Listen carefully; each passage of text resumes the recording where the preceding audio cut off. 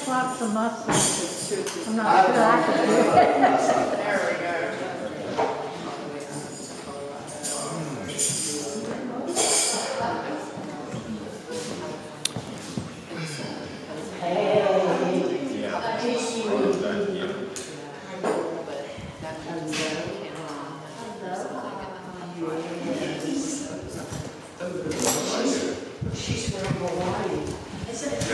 I know she wrote on the plane, I heard.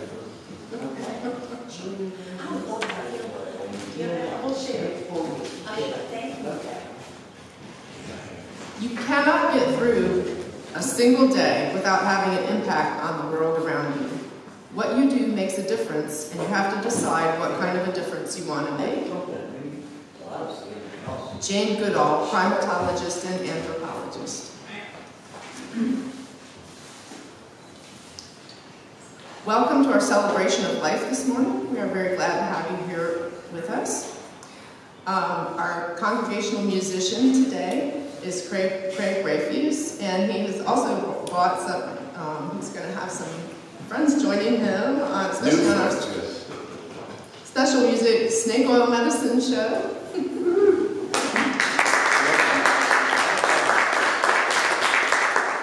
And we'll begin now with our first congregational song, which is, all of our congregational songs today will be in the Pink Book, and the first one is number 17, For the Beauty of the Earth. These are the words at the bottom, so. What's the number again? Number 17. So the first three songs we're doing, I picked because they fit the title of the talk today, which is, what is it? Investing in our neighbors and our planet with global growers. So this is the planet song. It being Earth Day yesterday. I just want to say, you know, you've seen me do expand band with Bill Fleming all these years. It'll be 41 years this June. Back in the 90s, we teamed up with Jimmy Carter for an Earth Day. It's just our band and him. And, you know, and we were in a jam, and I had my eyes closed, and our instructions were, as soon as he shows up, you know, we should stop. So I opened my eyes, and he's standing right here. Shook my hand, said, "That sounds great." And it was one of my favorite things. So, at any rate, we're going to do this song. It's, and I think we'll have Caroline start out with the. And then we'll, after we get through one pass like that, we will. We'll take solos in between the three verses. Okay?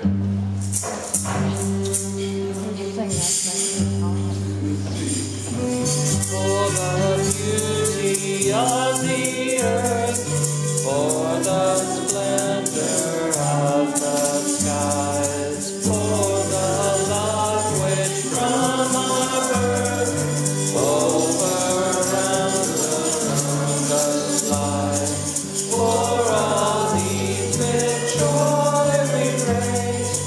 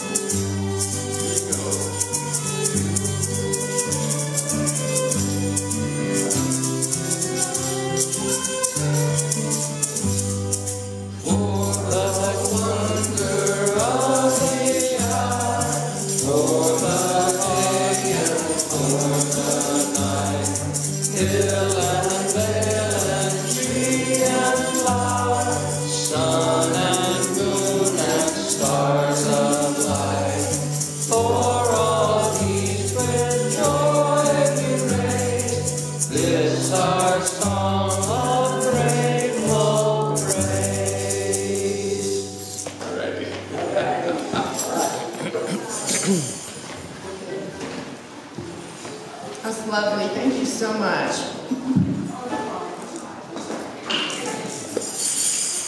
We are a spiritual community philosophically based on existentialist and feminist principles dedicated to human liberation. We make our spiritual home in the Old Stone Church, which was hand-built by the African-American Antioch East Baptist Church. We acknowledge that racial hostility drove those African Americans from the area, and we honor them and the powerful history of this place. We also acknowledge that in the 1800s, the Muscogee Creek people were driven from this land, and we support justice for all indigenous people. And I wanted to just mention that yesterday was Earth Day, and say a little bit about that. Earth Day started in 1970, and the first U.S. organizer was Dennis Hayes. He was an environmental activist, and he was actually hired by Senator Gaylord Nelson of, I believe, Wisconsin, who was inspired, to kick off this, national celebration by seeing an 800-mile oil slick in the Santa Barbara Channel, and he felt that environmental issues and protection of the earth, needed some attention. And the theme for 2023 for Earth Day is Invest in Our Planet. And if you're interested in that, you can find out more at the website earthday.org.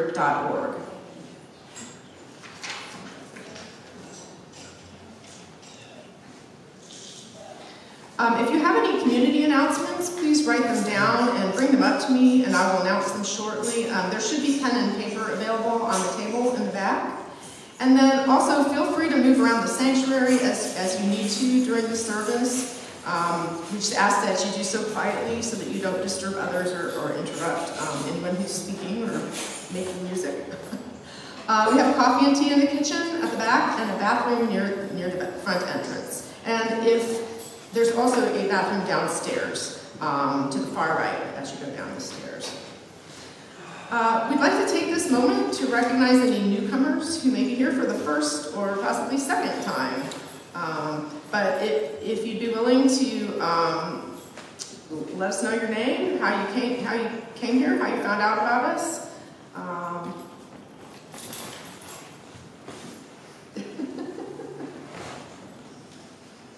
I think actually our only newcomers may be our speakers today. And the band. And the band. Well, just raise your hand and So the names earlier, I'd like to introduce Caroline and George Pond over here. Hey guys! Next is one of you, Billy down the road here, you can see her. And this is my friend Julia that she came from Hawaii. Oh, Julia. oh, yes. And then we have our speakers. If you just want to say your names, and we'll find out more about you later. But My name is Patrick. Welcome. Hey. Thank you. And then Susan Pavlin. and they're with Global Growers, which is a wonderful organization that you're going to find out more about today.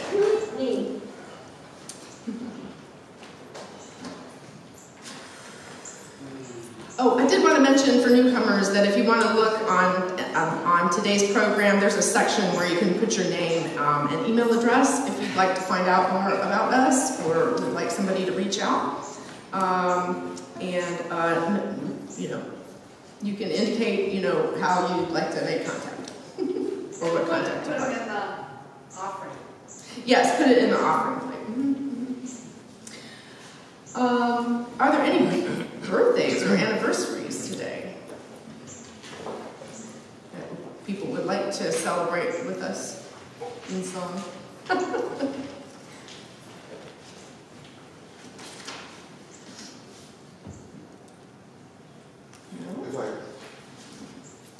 don't know how appropriate this is, but today is the birthday of William Shakespeare.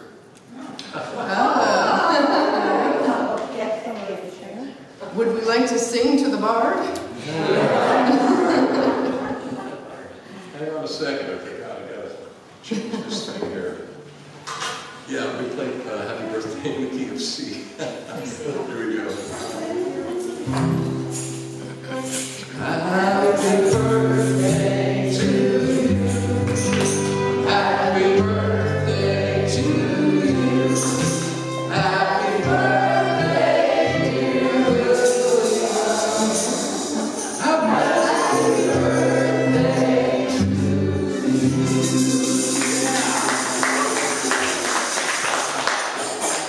To be or not to be?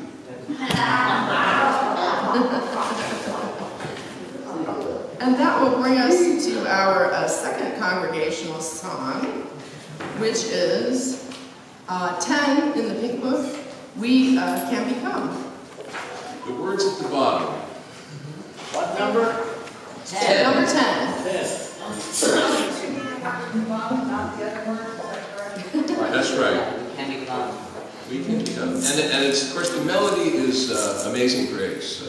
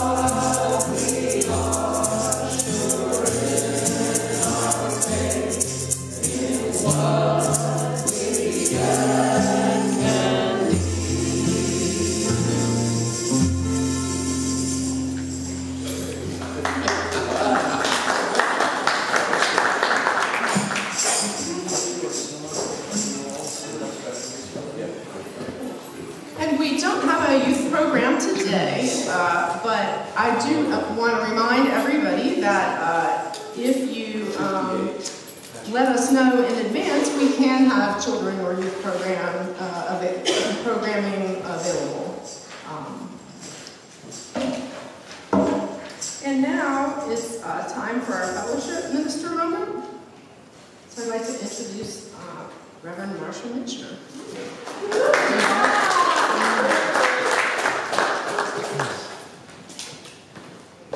It is great to see everyone this morning. I'm so glad to have you here. I'm so sorry I missed the art opening last night. This is wonderful, vibrant art. I love this. Thank you so much for the artwork. And helps me feel it. Not that I needed anything to feel any better this morning, because what a gorgeous day. This is a gift to have this kind of beautiful day. And I hope that whatever you do during the week, that you really enjoy the environment, that you enjoy the weather, and that you appreciate it and do whatever you can to keep it in the best condition that you can. Next Saturday, Inland Park Festival is going to happen. And First E is going to have a car in the parade. And if we have some slots still available in the car, if anyone would like to be a part of that, or if you want to walk along, it's not the long route that we have for the Pride Parade, so I think that it's a much more doable route for some of us that are older. And so I hope that, that if you would like to do that, contact you, Patton. Okay, contact Patton if you would like to participate in that.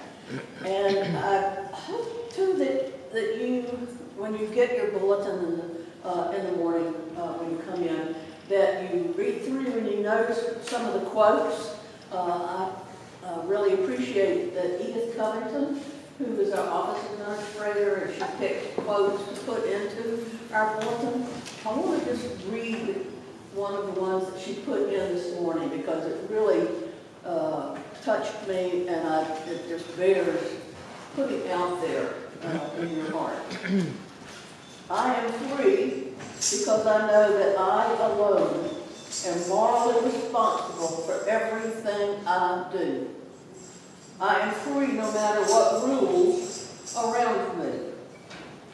If I find them tolerable, I will tolerate them. If I find them too obnoxious, I will break them. I will add in here carefully. I am free because I know that I alone am morally responsible for everything I do. There's nothing more existential than that. Thank you for being here this morning. Have an awesome week. Hope that you will join us at the parade next Saturday. And be morally responsible for everything you do. Yes.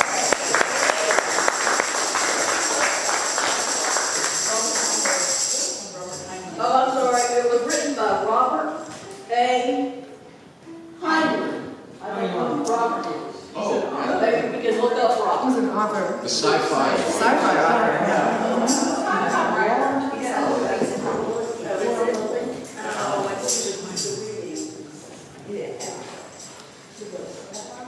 Humankind has not woven the web of life. We are but one thread within it. Whatever we do to the web, we do to ourselves. All things are bound together. All things connect. Chief Seattle. Yeah. So I'm going to read the community announcements. I think one of them Marcia just mentioned. First, on this coming Saturday, First we will be participating in the Inman Park Parade. And again, an invitation to everyone to come join us by either riding in the vehicle or marching down the route. And we'll meet up close to 12:30, and the parade kicks off at 2. So, and Patton will have more information about that.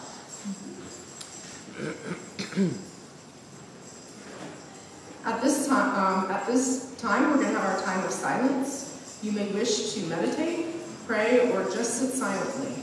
There are candles on each side of the room in case you would like to light one for any reason. If you move around the sanctuary, please do it quietly, and I'll let you know when our time of silence is up. Harvest except with faithful stewardship. We cannot say we love the land and take steps to destroy it for use by future generations. Pope John Paul II. Earth provides enough to satisfy every man's need, but not every man's greed. Gandhi. And now we've come to our next congregational song, which is number 58, Pastures of Plenty. All right. The previous song, I thought spoke to the neighbors, and this one speaks to the global growing, I think. It being about harvesting the pastures of plenty. So.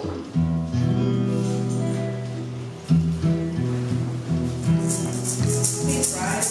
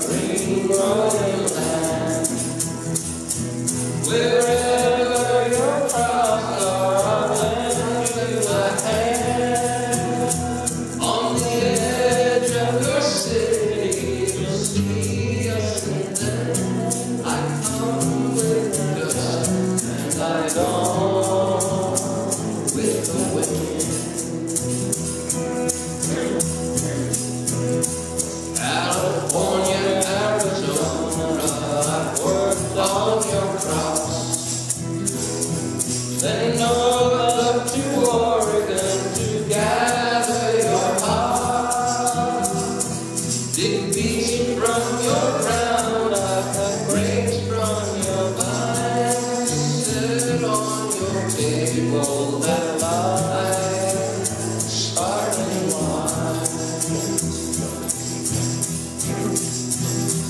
Green pastures of plenty from dry desert ground. From the red cooling dam where the water runs down. Every spring and the union us migrants have been. We come with the dust and we go with the wind. Let's Caroline.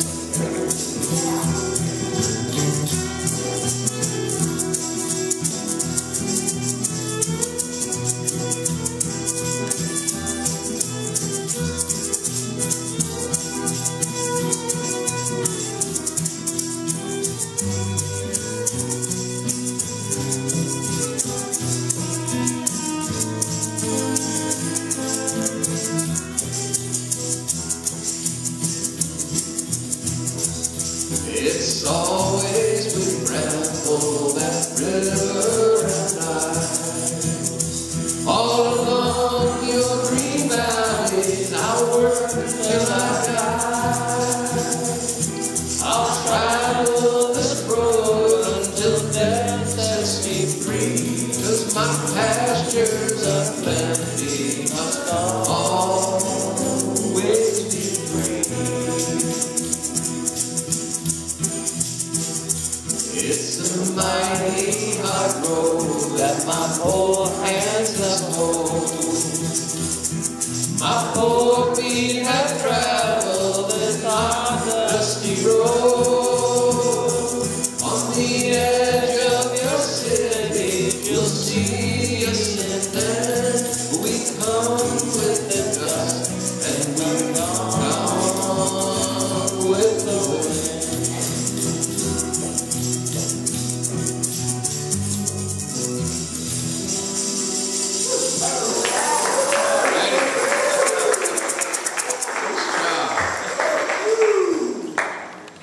Joining me with. Awesome. This song is called Lady Swing.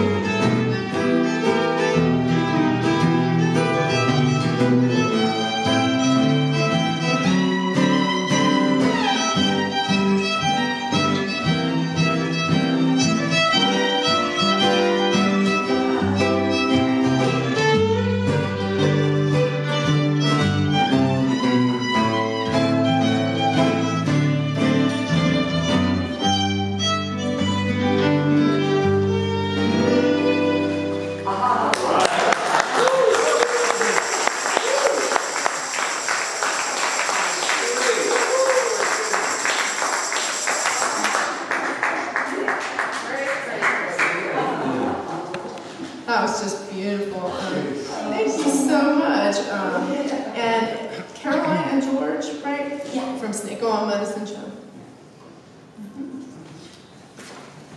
All right.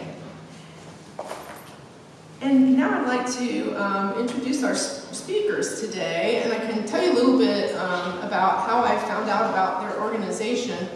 I actually work at Oxford College, and we have an organic farm on campus. And so I think I must have signed up for related things from the farm, and one of the things that they passed on to me was for a tour of something called the Global Growers Farm. And I was like, well, this sounds interesting, you know. I'm interested in issues of sustainability and local agriculture, right? And so I dug a little deeper, and I did go to the tour. I think y'all had that, it was last spring, so I think y'all had that property about a year, right? And what Global Growers does is, I guess they started out of some work with refugees, and found that a lot of the refugees in our area actually had agricultural and rural backgrounds. And so that was something that they were wanting to connect with again. So Susan and her co-founder formed this, started small, I guess, and formed this organization that helps to reconnect refugee farmers with land and resources. And she's brought, so this is Susan Pavlin, and she's going to talk a little bit about their journey and the work that they do and why it's important. And she's also brought her colleague Patrick with her today. So.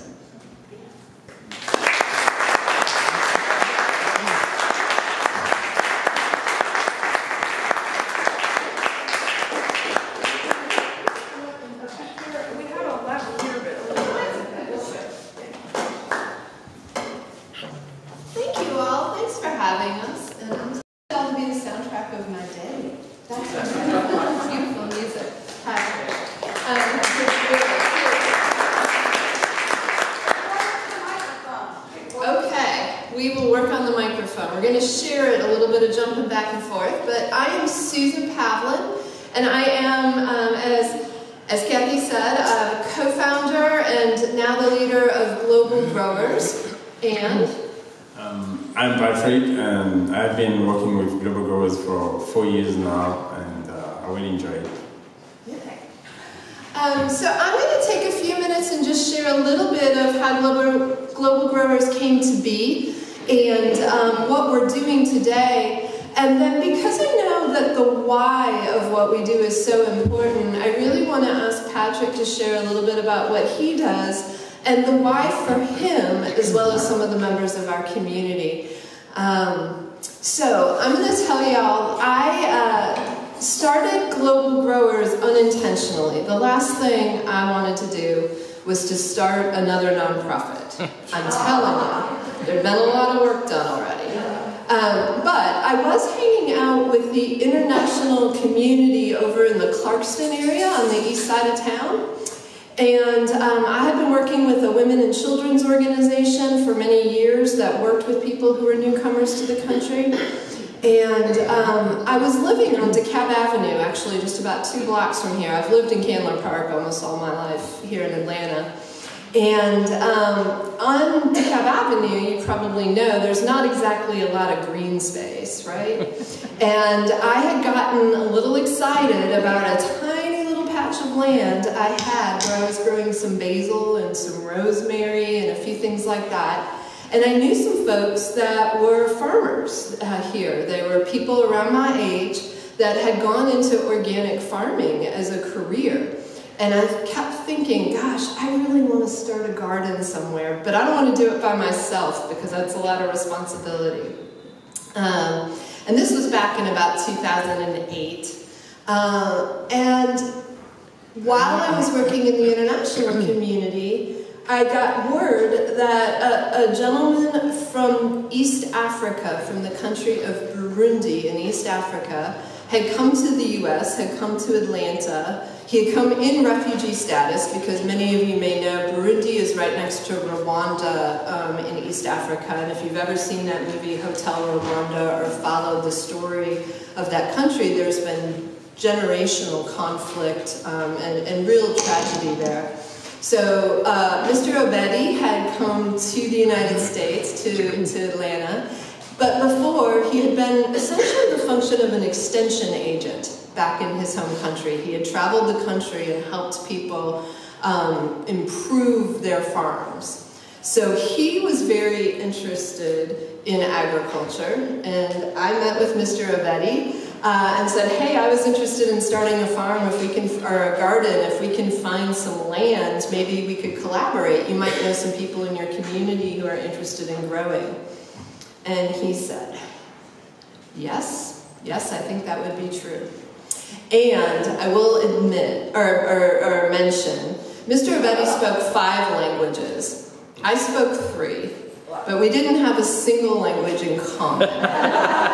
So we did this conversation with the help of a translator, interpreter, and a lot of kind of hand signaling and big gestures and things like that. But he said to me at the end of that conversation, he said, I do believe that I have some people in my community who would be interested in growing. Well, 3 days later, he's waiting outside the building where I show up for work, where we had our first meeting, and he has got a list of 35 women's names, their addresses, their phone numbers. He hands it to me and he says, okay, we are ready to start our farm.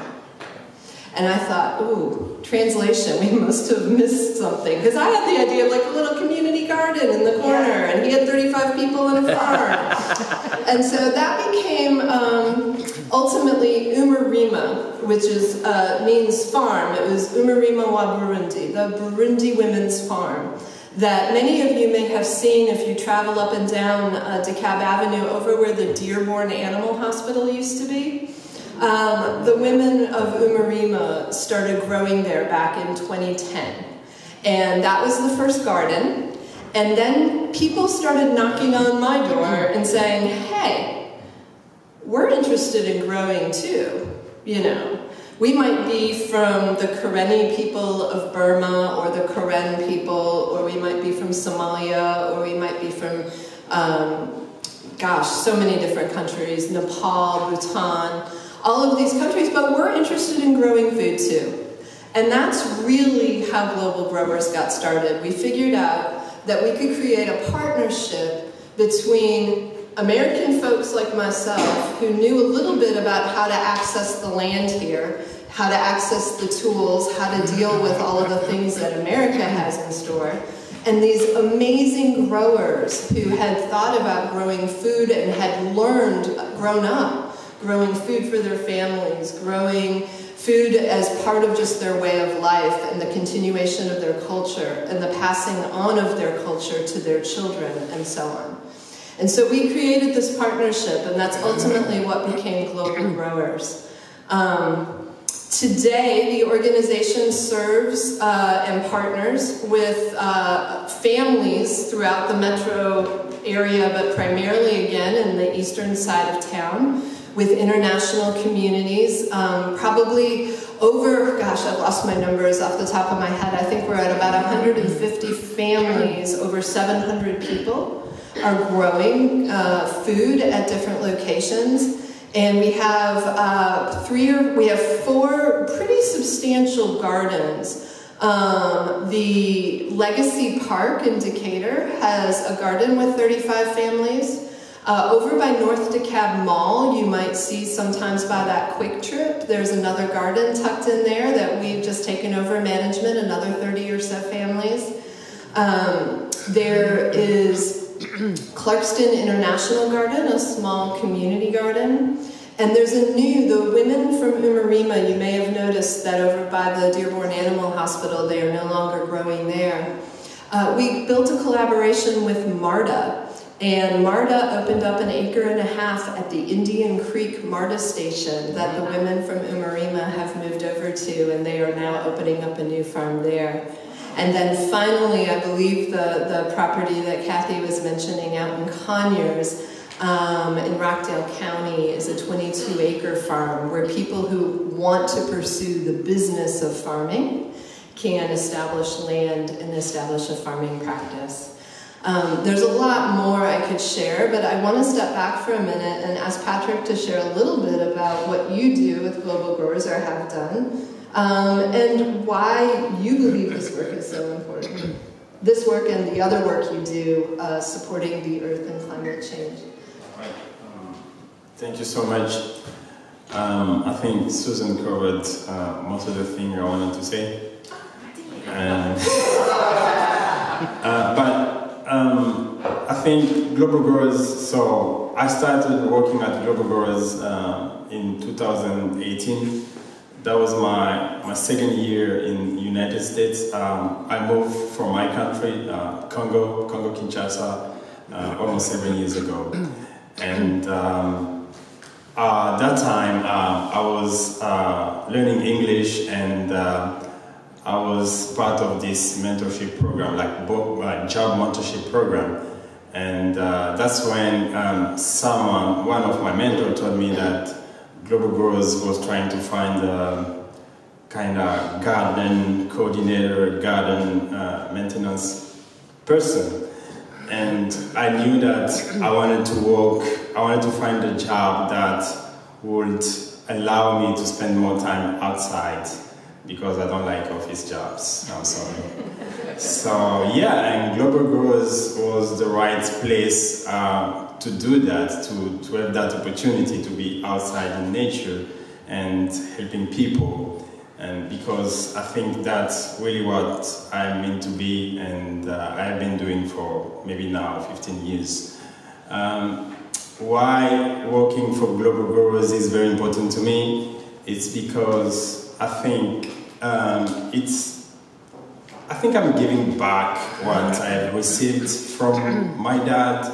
My dad really inspired me in terms of taking care of this beautiful planet, and working with Global Growers, and of course I have other commitments that are related to sustainability, taking care of our planet. So yeah, and working with Global Growers is just giving me more opportunity to give back, to promote this planet, to tell people that we need to take care of this beautiful planet, because we receive everything for this planet. And for instance, yesterday we had a very nice day with some volunteers from the Federal Bank Reserve, and we just cleaned up our garden in Decatur, and at the same time I was leading another cleanup volunteer day in the same area, and it was a beautiful day, so I felt like we should do that every day. So previously, Kelly said that yesterday was Earth Day, but in my life, Earth Day is every day, and we should do the same thing to this planet every single day. So thank you so much.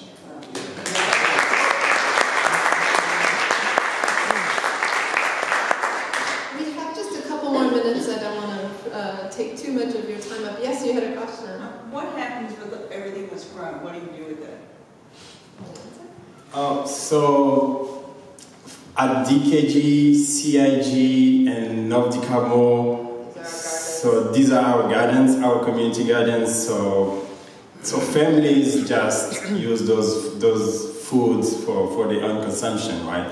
They don't sell it, they can share with neighbors. So yeah, so it's like kitchen gardens, so just for food, and it's really help them to kind of save more, because so each family can save up to $700 per year just because they have that small plot in one of our community gardens. So there is like a very positive impact in their families.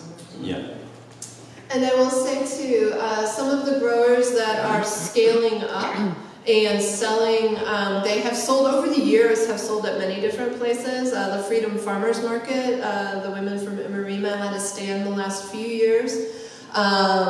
The folks that are moving into farming as a business, for a couple of years we've taken a break as we've acquired this new property, but some of those farmers have sold to many of the restaurants in town, have gotten food out at a larger scale to some of the institutions, including Emory University's cafeteria, for example, where kids are eating the food. And one of the growers, I love this story, I remember he started growing at one of our farms, at one of the farms back in probably about 2013.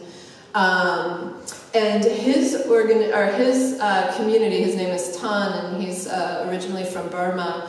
His community made a plan where at his church, everybody organized to pay his family's expenses so that he could become the full-time farmer for their church. And with an acre and a half of land, he produced so much food for their church for everybody to bring home and feed everybody with fresh and healthy food, and also food that is appropriate for their culture, that the church felt like that was a really great deal to be able to support their farmer. And so he is continuing to farm these days and doing his own work. So those are some of the places that our food goes. Or our food, I shouldn't really say, the food of the farmers that are there. I do want to take one opportunity, well actually, I'm selfish. I wanted to ask Patrick this question for a long time, and I want to ask in front of y'all so you can hear the answer too. A couple of weeks ago, Patrick was telling me about this time where he had been on a Zoom call, I believe, with a group of young people from all around the world talking about why they believed in supporting the environment. And he threw in that conversation that he was in Kinshasa at the time that he was doing that. And I just really wanted to learn just a little bit more about what compelled you to get involved in inspiring young people in particular to be thinking about the earth that way, because I want to know. Put him on the spot. He's not prepared for this. So I think today we as adults, and we need to educate more people about what is very important for us to keep this planet alive, because sometimes I feel like the planet is dying. So I think the next generation is our savior generations. So that's why I spend a lot of time talking to young people, young adults, and even children, like 2 years old. We talk a lot about nature, we talk about our planet, and every time I find myself learning a lot from them as well. So, and I'm like, so this is right. So you are right, even if you are 2 years old. So you are right. So, and I've been doing this for almost 10 years. Nature education is really something I really like to do, spending time with people, talking about the environment, talking about our relationship with nature, and trying to reconnect people with nature as well. So I do like doing that, and I think it's very, very important to do so. And I really take advantage of any opportunity to talk to people and say, hey, this is our only planet. We don't have a planet B, Z, or X. So it's just this planet, and we need to really, really, really take care of it. So that's why. Thank you. All right. I just want to encourage you all to come check out any of our gardens. The Legacy Park Garden is probably the easiest one nearby at the moment. But feel free to reach out and contact us anytime. Where is it in Legacy Park?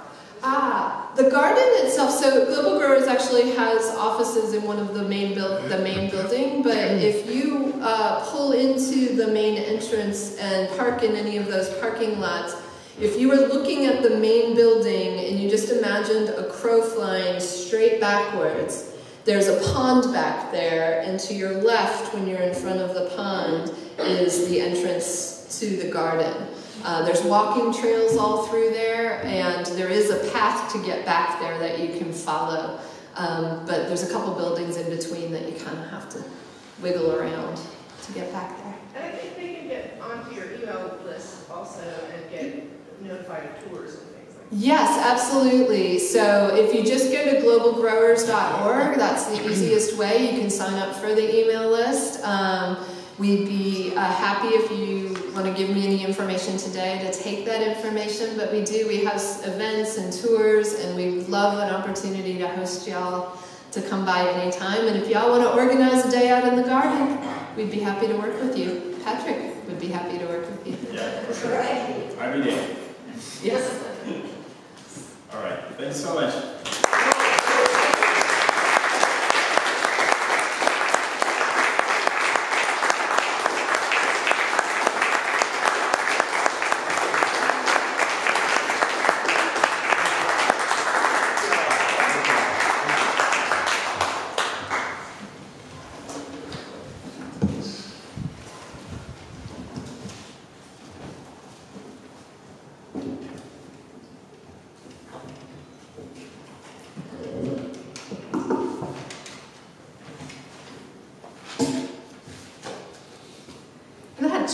About sustainable agriculture that I wanted to have as our last quotes, and then we'll have our final congregational song. It is only with local agriculture that we can manage the complexity and care that sustainability requires. And that's from Vandana Shiva. As we search for a less extractive and polluting economic order so that we may fit agriculture into the economy of a sustainable culture, community becomes the locus and metaphor for both agriculture and culture. And that's Wes Jackson. So our final congregational song is Simple Gifts, number 5 in our 55. Oh, sorry, 55 in our pink book. Please stand and by your spirit as you are able. Let's see. Everybody ready? Tis a gift to be simple, tis a gift to be free, tis a gift to know just where we want to be. And when we find ourselves in the place just right, we'll be in the valley of love and delight. When true simplicity is gained, to bring all is friend, we shan't be ashamed to turn. Will be our delight, by turning, we come round right. 'Tis a gift to be simple, 'tis the gift to be free, 'tis the gift to share our common destiny. And when we find ourselves in the place just right, we will be in the valley of love and delight. When true simplicity is gained, to bring our turn, we can't be ashamed to turn. Till we are delight, will our turning, we come round right. The earth is our home, and the fullness thereof is street, this mountain, as well as stars above. Salvation is here when we laugh and cry, where we speak and love, where we live and die. When true liberty is found, by fear and by hate we will know what we found. In love and in life we will find the true birth and peace and freedom redeem the earth. Thank you so much to our speakers, Susan and Patrick, and to our musicians, Caroline, George, and Craig. And next week, yay! Awesome. Next week, our speaker will be Doris Mukangu of Amani Women's Center, speaking about refugee women's economic and health empowerment. Thank you.